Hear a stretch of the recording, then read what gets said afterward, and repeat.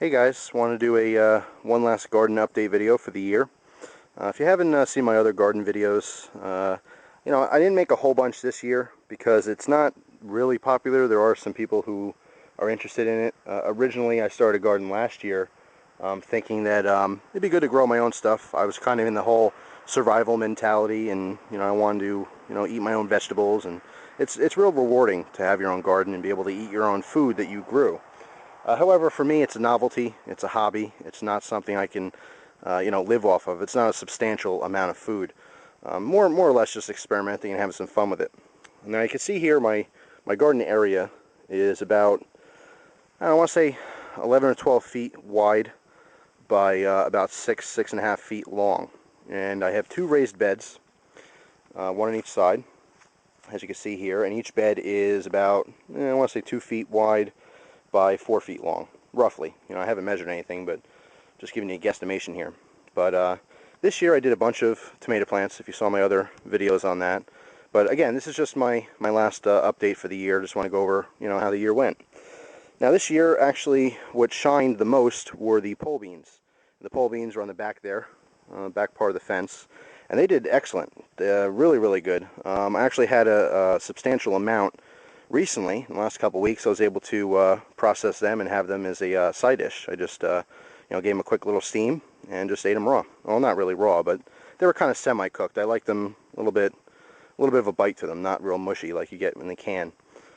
But they did very well. They grew fantastic this year. I don't know if it's specific to the weather or just my area with the soil, but they did very well.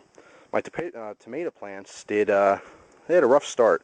Very, very, very wet year this year. Tons of rain up here in the northeast. I'm located in Pennsylvania, and we just got hit with so much rain this summer that it just killed the tomato plants.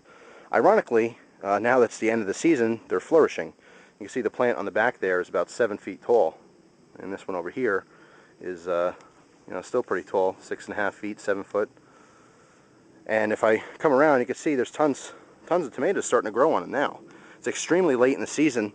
In fact, in a couple weeks now, I dread it, but we're going to eventually have some frost. The nights are getting pretty cold. But anyway, you can see tons of tomatoes starting to grow now. I got some more over here. These are still green, but these are some bigger ones. And let's see what else we have here. Here and there, tons of them. They're still very green. As you saw before, a couple of them are ripening. One thing I've noticed is that a lot of the tomatoes had a little bit of decay on them. Let me find one here for you somewhere. Here's one. Here's a grape tomato, and you can see the bottom here has a little bit of decay on it, and it's not a big deal. All you gotta do is cut that off. Let me put the camera down here, show you what I'm talking about. Hopefully you guys can see this. Let me grab a knife. I have a Wenger on me right now. So anyway, as you can see here, hopefully I'm not behind the camera, I can't really see that good, but you can see the little bit of decay on the end of that tomato. All you gotta do is slice it off. Okay, not a big deal. You see how this one actually goes inside a little bit. So all I'm gonna do is put my tip of my blade in there and turn it as if it was a corkscrew and knock out some of that stuff. And you can see the rest of that tomato is nice and fresh and good to eat. So I'll pop that in right now. And I'll confirm that yes, it is a very, very sweet, very fresh tomato. So if you if you have different decay on your plants and vegetables like that, it's not a big deal. You just cut them away and you can eat them. But yeah, the tomatoes are very late this year.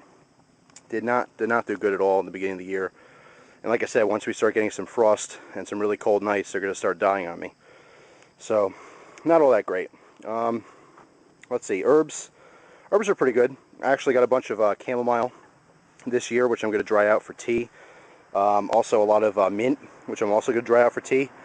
Now, I had I actually just cut it down, but if you remember, I had a really tall plant of pineapple sage.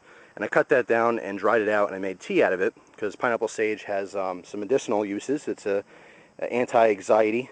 You can use it in tea for anti-anxiety or anti-depression. Not that I'm depressed or anything, but it just has general relaxation qualities to it.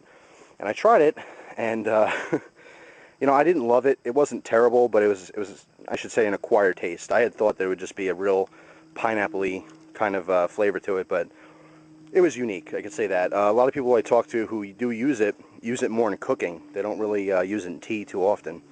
But I believe originally it's grown in Mexico historically for that, for tea.